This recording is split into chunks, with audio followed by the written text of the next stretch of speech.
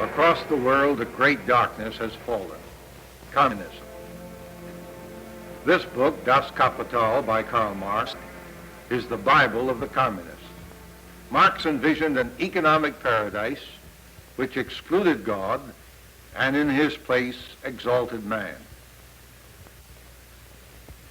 This book is the Bible of Christians, in which the kingdom of God is proclaimed, where Christ reigns, bringing blessing to all mankind. In the conviction that today's most vital issue is the conflict between communism and Christianity, Providence Bible Institute has produced this film. In order that it might be authentic, we sent the producer to Berlin to get on-the-spot pictures. The dramatic portions are based on true incidents. Names of some of the characters portrayed have been changed.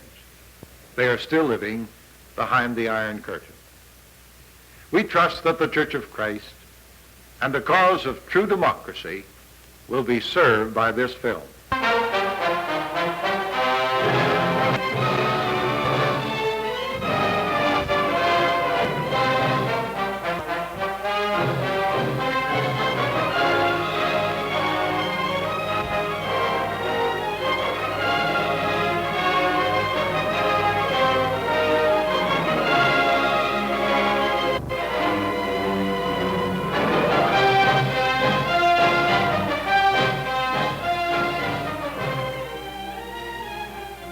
Under a late spring sun, the Barrington campus of Providence looks picturesque and placid. But behind the halls of ivy atmosphere, in classes like this, Providence students begin to sense the pulse beat of the age, the ever-approaching crisis between Christianity and communism. For me, this class was especially helpful. I had seen communism at first hand. It had touched the life of one I loved. And now, at last, I was going to do something about it. Well, of course, there are other cliches, slogans, but these are the five that the communist propagandist of today emphasizes. Classless society, workers' paradise, religious freedom, equality of women, and economic... Well, I guess that's enough of a review. Don't forget the final exam next Wednesday at 10. That's all for today. Be sure you come to that tonight, Martin. Oh, Chris, would you remain for a moment, please? Why, sure.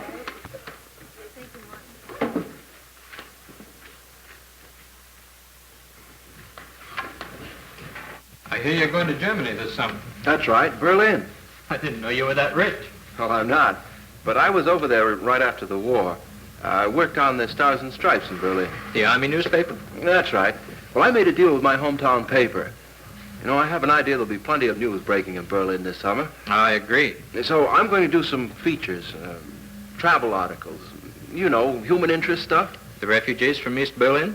Yes, but from the small town angle. And then, too, I got in touch with the Religious Times, and they wrote back that they'd be interested in a couple of articles on the Christian situation in Germany. Behind the Iron Curtain stuff, if I can get it. And so I figure I could make enough to break even. Can you speak German? Well, not very well, but I've got quite a few contacts. You see, I worked quite a lot with World Features back in '48. Bill Allenby, he's still there, and a German girl, Erika, who speaks better English than I do. Well, I hope you'll write something that will awaken Christians to the danger of communism. I know. It's only in the last year or so that I've begun to understand it myself. You see, I wasn't a Christian when I was in Germany before, but I imagine I'll see things quite a different way this time. Probably. Well, I'll be praying for you. Thanks. Please do. I have an idea I'll need it.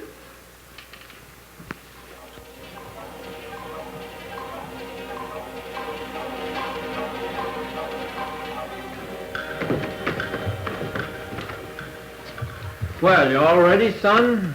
Yes, I guess so. You sure you won't go to the airport with me? No, your mother being sick. I guess I better not. Don't forget this. Oh, thanks.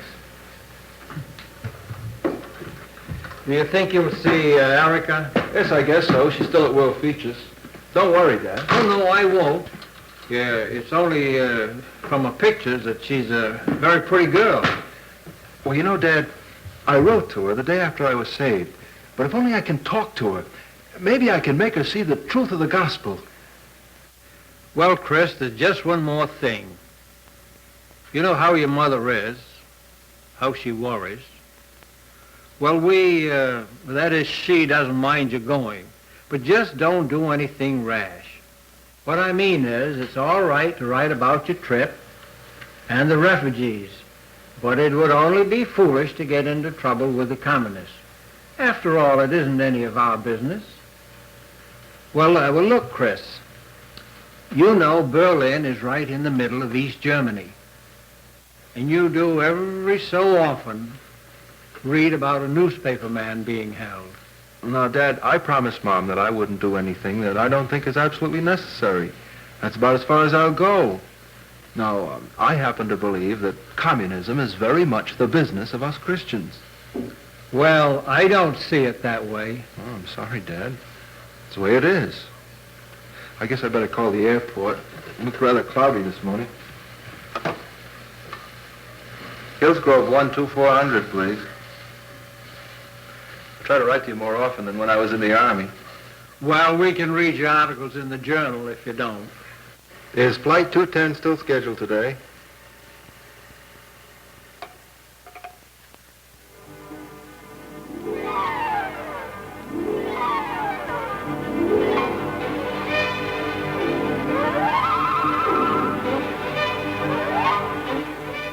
Berlin, Tempelhof Airport. During the tense days of the airlift, Berlin's only lifeline to the free world was this airfield. Hundreds of planes poured in daily on a rigid all-weather schedule, bringing coal, food, medicine to a brave, defiant city which refused to give in to the encircling communists. Now that the blockade had been lifted, there was a more relaxed atmosphere, but the Berliners still lived in a powder keg that any moment might explode. Berlin is a divided city. Many streets are half slave, half free. I'd been recommended to a pension located on the border of the American sector. It was run by a godly woman who had lost her husband in the last Berlin bombing, Frau Mueller. You think this room will be all right? Oh, yes, fine, thanks. You know, you can see the Russian zone from your window. The Russian zone? Is that so? A man was shot out in that field only last week. To the right of that checkpoint? Yeah. He was, what do you say, try to escape. Is there much shooting? Some weeks there is, and some none. Hope you like your room, Herr Noland. That's very nice, thanks. Auf Wiedersehen. Auf Wiedersehen.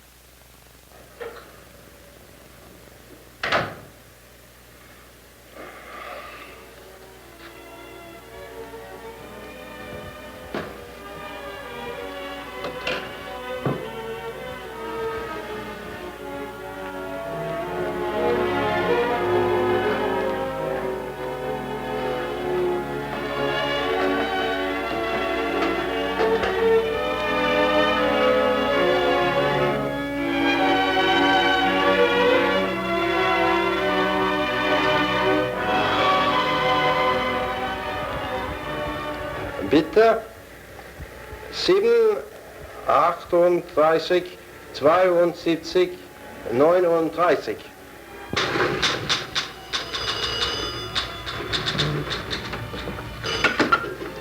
Guten Tag, World Features. Erika, ist es für dich? Erika Reiner? Chris? Oh, Chris, but why did you not let me know you were coming? Tonight?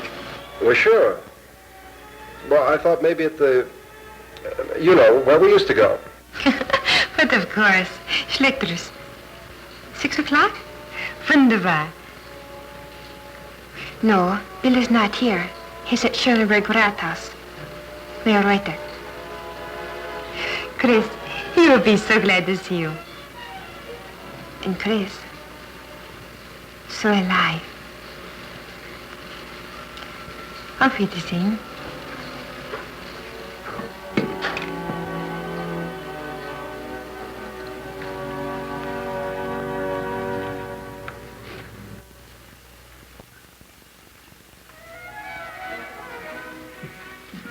Oh, Erika, Yes, Bill? I'd like you to cover that exhibit thing tomorrow. At the phone term? Yeah. All right.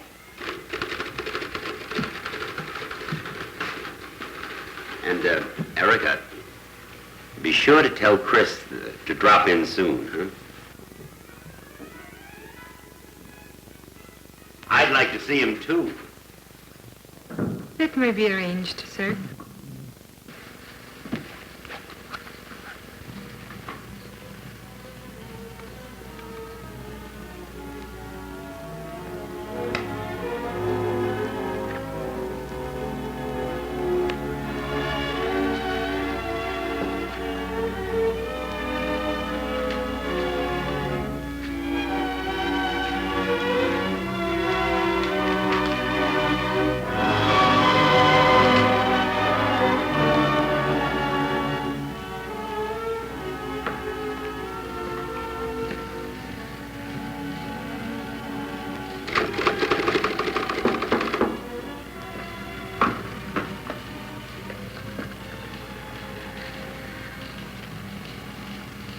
Come in.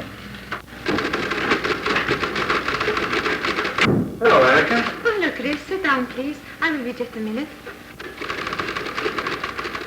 Bill just left. Yes, I know. I saw him in the hall. You did not talk very long with him. No, well, he wants to see me tomorrow. You ready to go? Chris, Yeah? why did you write me that letter? Well, I thought I told you, boy. But religion, that is no reason for two people. It's not religion, Erika. I thought I explained that in the letter. I do not understand. Erika, I was what you'd call a religious person when I was here before, when we were engaged. But now that I found Christ, it's like being a new person. I wrote you because I hope that you might become a Christian, too. But I will Oh, that's just one reason I came, Erika. There are many others. I just had to see you once again. Try to explain. You know what I think about religion, Chris. I know, but I thought... Do you remember what I told you about my mother, Chris? Do you remember that? The church woman on Sunday, sweet and oh, so pious. And the way she gnawed and nagged at my father until he would take me for long walks in the hill garden just to get away from her vicious tongue for a little while. But don't you see... I see that my father was a better person than she was, even if he was a communist. But we're talking about two different things, Erika. You're talking about religion, and I'm talking about Christ. About a new life. I have seen you Christians. They're weak, timid people. People who talk big and live small. I have read your letter. I know what you mean, but I just cannot believe it. I just cannot. It is a wonderful, a fantastic dream, but it does not work. It does work, Erika. Somehow I'm going to prove it to you. Well, kommst du, mein Fräulein? Let's see if Schlichter still has the best Wiener Schnitzel in Berlin. Huh?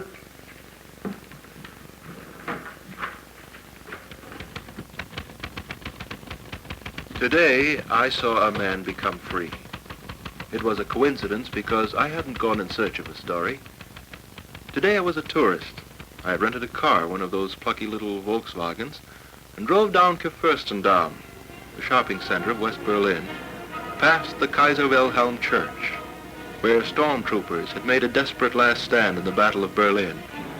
Gestapo headquarters crumbling under the wrecker's sledge.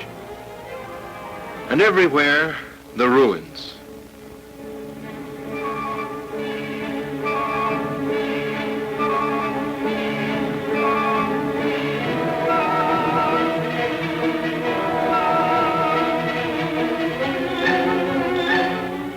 Through the desolate wasteland that was once the heart of Hitler's Berlin, I drove along the border between the English and Russian sectors. And there, I found the story I hadn't looked for. Over in East Berlin, I saw a man trying to escape across the closely guarded border. At a side street near the Reichstag, he found a crossing where no Volkspolizei, the East German police, were stationed. In a nearby refugee camp, I saw him rejoin his family. He told me afterwards he had sent them over first because his wife had identity papers and he didn't.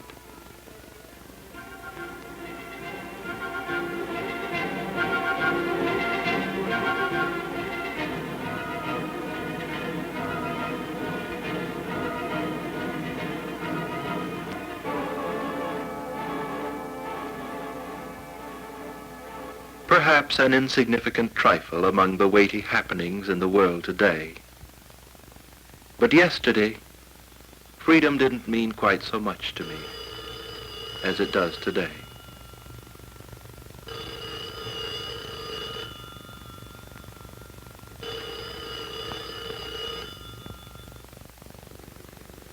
Hello, Chris Nolan here. Chris.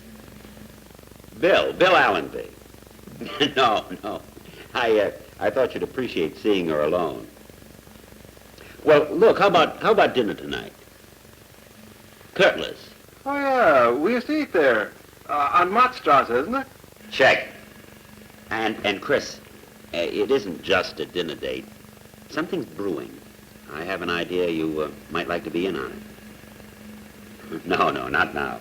Tonight will be soon enough. Be good to see you, pal. 6 be okay? Fine. See you then.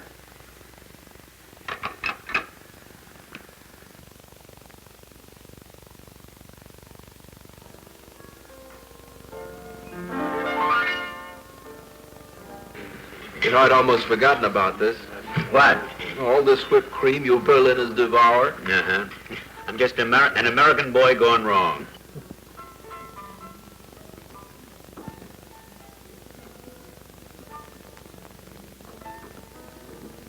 Well? Well, what? Let me off the hook, friend. What's this big something you're so casual about? It's big, all right. Maybe the biggest story since the airlift. I tried to reach you this afternoon, but you'd already left. The commies staged a parade in East Berlin today. And I thought I got a story today. No, don't worry. There'll be plenty more tomorrow. I said staged. That's what we first thought.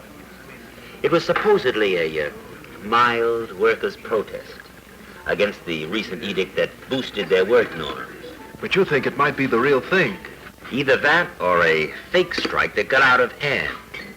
Because Riots, you know, that's the American radio station that broadcasts to East Germany. Well, Hans Kumller there, he told me that some of the strike leaders had come to the station about 2 hours ago. They wanted to broadcast plans for a general strike all over East Germany tomorrow. Well, do you think Riots will let him? That could be rather serious, couldn't it? That it could. No, I don't think so.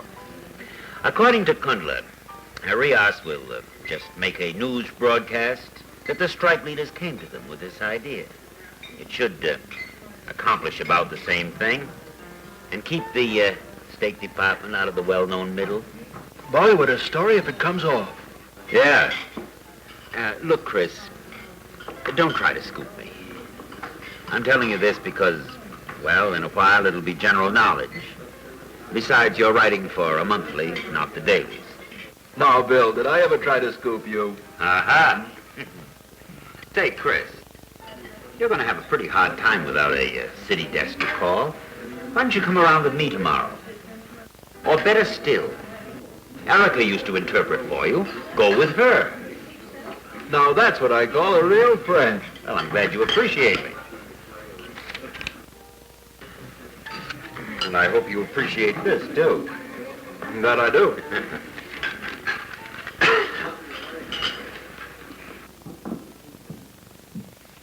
Karl Marx, 19th century author of communism, should have been happy today, June 17th, for at long last the German worker has risen against the oppressors.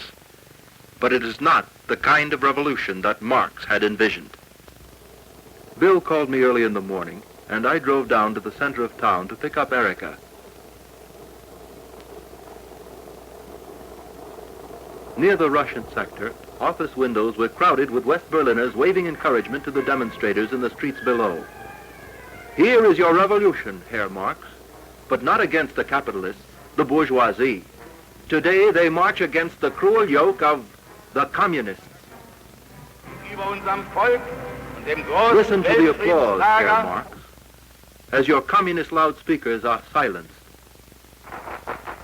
Here is not the mechanical applause of your enslaved masses, but the spontaneous action of free men, registering their protest not at the polls, for you have denied them that privilege, but in the marketplace, for all the world to see and to ponder.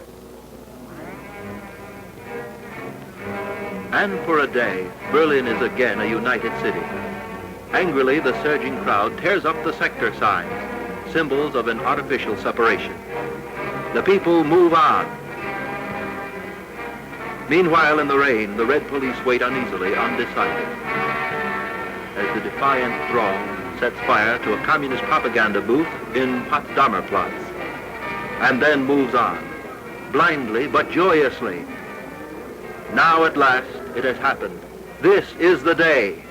Now is the time to strike a blow for freedom. Then suddenly they recognize a communist in their midst, and in their haste, strike out at him. At police headquarters, the Vopos throw down their uniforms, and the angry crowd sets the building afire.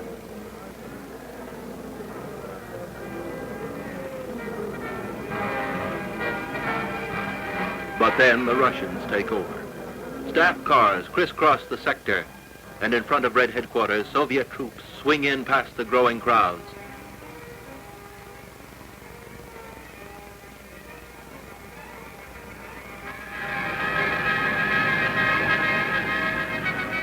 A tank with turret guns unlimbered rumbles in from the suburbs.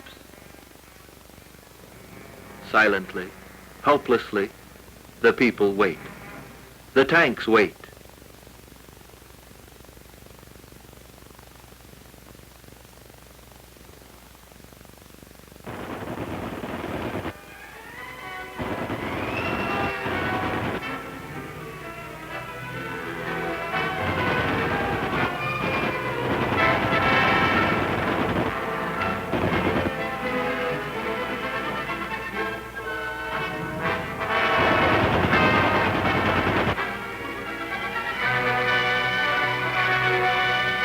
Then unbelievably, courageously, unarmed youths advance on the tanks as others flee from the red gun.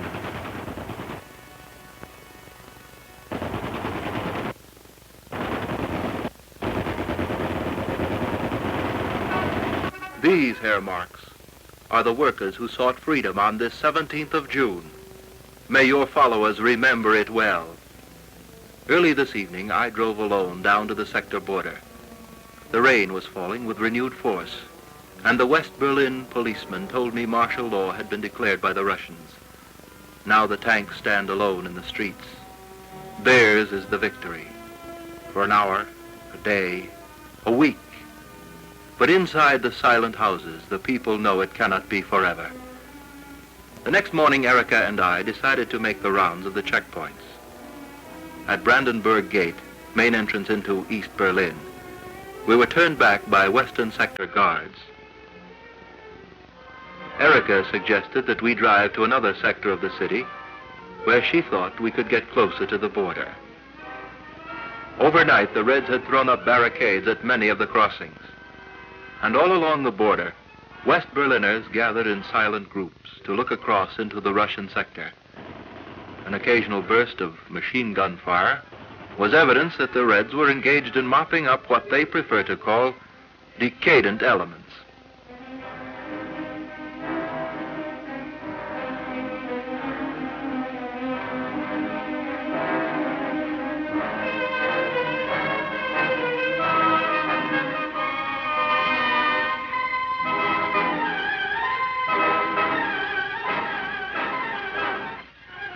We finally located a checkpoint where there was no barricade. A sector guard halted us and warned us not to go any farther. He said Russian guards had taken over border patrol. They'd evidently lost confidence in their protégés, the People's Police. And now at each checkpoint, a pair of Soviet infantrymen guarded the security of the People's Democracy, submachine guns at ready.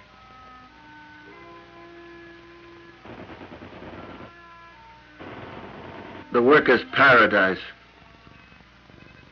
Erika, 3 days ago, you called Christianity a wonderful dream that doesn't work. What about your dream?